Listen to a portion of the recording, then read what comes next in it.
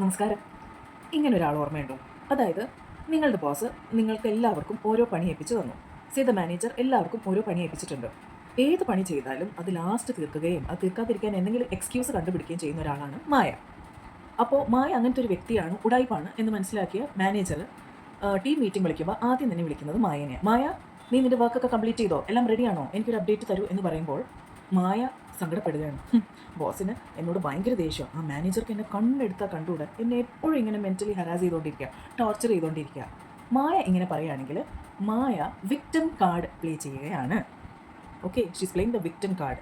അവളുടെ ഫോൾട്ട് മറച്ചു വെച്ച് ബ്ലെയിം ഒന്നും അവൾക്ക് വരാതിരിക്കാൻ വേണ്ടി അവളെ എല്ലാവരും ഹരാസ് ചെയ്യുന്നു എന്ന് മായ പറയുന്നു.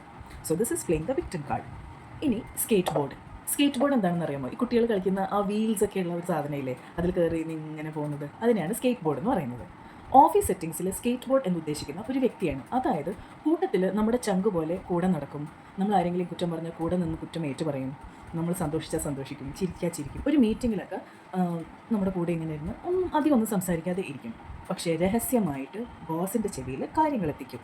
അതായത് ഒരു ചാരൻ അല്ലെങ്കിൽ ചാരി അങ്ങനെ രഹസ്യമായിട്ട് നമ്മളുടെ ഫ്രണ്ടായിട്ട് അഭിനയിച്ച് കാര്യങ്ങളൊക്കെ അപ്പപ്പോൾ ബോസിനെ അറിയിക്കുന്ന ആൾ.